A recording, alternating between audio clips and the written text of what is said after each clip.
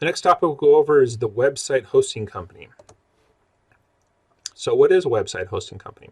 Well, in order for your website to be on the internet, it has to be placed on a computer or a server that's available so that people can actually load your website.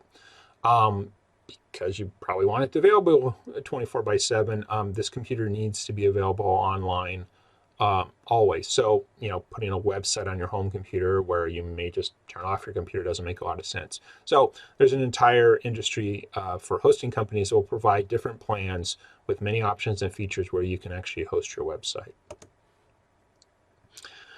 Once you've decided on a web hosting company, the next thing is to figure out how you may want to build your website. So there are many options here. One is what I call website builders. These are actually software provided by web hosting companies that give you a framework where you can drag and drop different pieces and actually build your website that way. Some examples are GoDaddy, Squarespace, and Wix.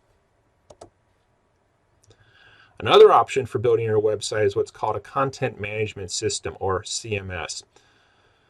What originally the websites were developed or initially were just a bunch of files that could be displayed on the websites. Unfortunately, this made it very limited to how you can make changes to your website, and as websites got larger and larger, a simple small change would take way too long to have to go into individual files. So a system was kind of developed called a content management system, which is actually a way to have a dynamic website, which is made up of both the software program and all the content which is stored in a database.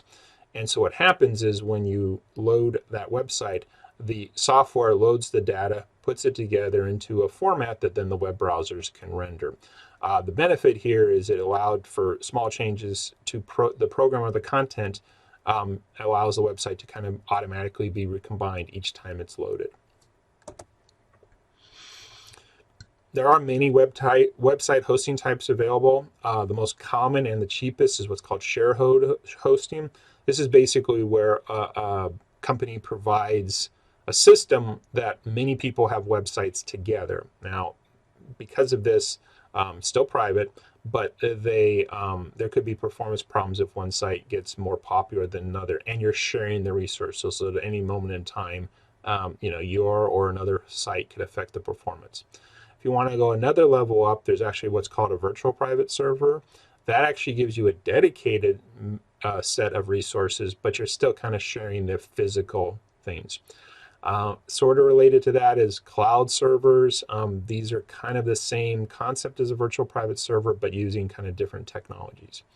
At the top is a dedicated server. You're actually buying dedicated space on a server, so you get the resources dedicated to you and things like that. There is sort of another one that comes in there that could happen at different places, and it's basically this managed server concept, basically where the web hosting companies take care of some of the management that you don't have to worry about, usually at a lower level, and you worry just about the top level of the system. So again, there's many choices here. Most people start out with shared hosting because of cost, but again, if you need performance and things like that, there are systems that go up. The prices do increase as you move from shared hosting up to dedicated servers.